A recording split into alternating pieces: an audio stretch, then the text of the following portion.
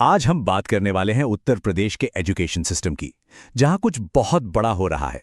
एक ऐसी पहल जो हजारों स्कूलों में पढ़ाने और सीखने के तरीके को शायद बदल सकती है और जिसका सीधा असर लाखों स्टूडेंट्स पर पड़ सकता है।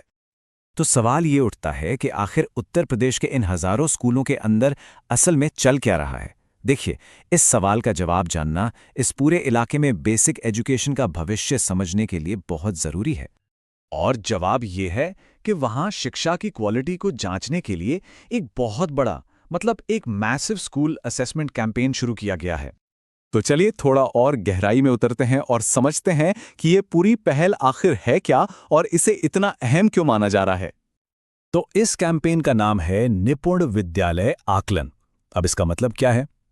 बिल्कुल सीधी सीधे शब्दों में कहें तो ये सरकारी प्राइमरी स्कूलों में स्टूडेंट्स के एजुकेशन लेवल को, उनकी पढ़ाई के स्तर को जांचने का एक प्रोसेस है। मकसद सिर्फ एक ही है, ये पता लगाना कि बच्चे क्लास में जो पढ़ रहे हैं वो असल में सीख कितना रहे हैं।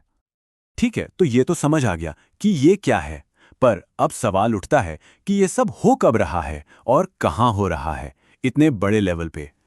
और देखिए, इसका जो टाइम फ्रेम है ना, वो काफी टाइट है। ये 27 जनवरी को शुरू हुआ और 9 फरवरी को खत्म भी हो जाएगा, जो दिखाता है कि ये एक बहुत ही फोकस्ड और तेज प्रक्रिया होने वाली है।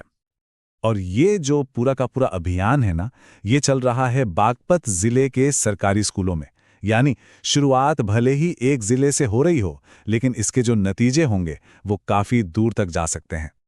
अब इतने बड़े ऑपरेशन में जाहिर सी बात है कई लोग शामिल होंगे। तो सवाल यह है कि इस पूरी प्रक्रिया के मेन प्लेयर्स या कहिए मुख्य किरदार कौन कौन हैं। तो देखिए, मोटे तौर पर अगर हम देखें तो इसमें 3 मेन ग्रुप्स हैं। एक तो वो जो ये असेसमेंट कर रहे हैं, दूसरे वो जो इस पूरे सिस्टम की देखरेख कर रहे हैं, मतलब एडमिनिस्ट्रेटर्स, और तीसरे और सबसे अहम वो जिनके लिए ये सब कुछ हो रहा है, यानी स्टूडेंट्स और टीचर्स। अब इसमें एक बहुत ही इंटरेस्टिंग बात कि ये असेसमेंट आखिर कर कौन रहा है, तो ये काम दिया गया है डीएलएड ट्रेनीज को। हाँ, डीएलएड ट्रेनीज मतलब वो लोग जो अभी टीचर बनने की ट्रेनिंग ही ले रहे हैं। तो इन्हीं ट्रेनीज को स्कूलों में भेजा गया है ताकि वो बच्चों का असेसमेंट कर सकें। ये एक तरह से उनके लिए भी एक बहुत अच्छा प्रैक्टिकल एक्सपीरियंस है। और इस पूरे कैंपेन की कमान किसके हाथ में है?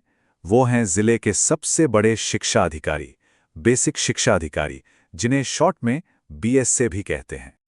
तो बीएसए जो होते हैं वो जिले में बेसिक एजुकेशन के हेड होते हैं और इस पूरे कैंपेन को सही तरीके से लागू कराने की जिम्मेदारी वो पूरी की पूरी इन्हीं की है। अच्छा, अब बात करते हैं नियमों की, क्योंकि ये जानना बहुत जरूरी है कि इस असेसमेंट को लेकर कितने सख्त नियम बनाए गए हैं। यहीं से इसकी असली गंभीरता का पता चलता है। देखिए, 2 बातें तो बिल्कुल साफ साफ कह दी गई हैं। पहली बात यह कि जिस दिन असेसमेंट होना है उस दिन स्कूल में ज्यादा से ज्यादा बच्चे मौजूद होने चाहिए, और दूसरी बात, उस दिन स्कूल के सभी टीचर्स का होना कंपलसरी है, अनिवार्य है। उन्हें किसी और ड्यूटी या काम के लिए कोई छूट नहीं दी जाएगी। और इस बात की गंभीरता को समझने के लिए जो बीएसए हैं गीता चौधरी, उनका एक बयान ही काफी है। उन्होंने कहा, जिस दिन किसी विद्यालय में निपुण आकलन होना निर्धारित है उस दिन विद्यालय के समस्त शिक्षक अनिवार्य रूप से उपस्थित रहें। मतलब मैसेज बिल्कुल लाउड एंड क्लियर है। तो ये जो इतने सख्त नियम हैं, ये हमें एक बहुत ही अहम मुद्दे पर ले आते हैं, और वो है अकाउंटेबिलिटी, यानी जवाबदेही, और उसके क्या परिणाम होंगे। इन नियमों को न मानने पर होगा क्या? तो मान लीजिए सवाल ये उठता है कि अगर कोई टीचर असेसमेंट वाले दिन एब्सेंट पाया गया तो फिर क्या होगा? तो होगा ये कि उस स्कूल के पूरे स्टाफ से और जो भी सुपरवाइजिंग अधिकारी हैं उन सब से जवाब तलब किया जाएगा। उनसे पूछा जाएगा कि ऐसा क्यों हुआ, लापरवाही की कोई गुंजाइश ही नहीं छोड़ी गई है। तो जो सबसे ज़रूरी बात निकल कर आती है वो ये है कि ये सिर्फ बच्चों का कोई टेस्ट नहीं है।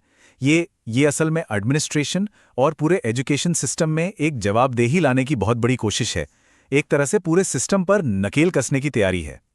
और ये सारी बातें हमें एक बहुत ही अहम और आखिरी सवाल पे लाके खड़ा कर देती हैं कि इस तरह की सख्ती और इस लेवल की जवाबदेही का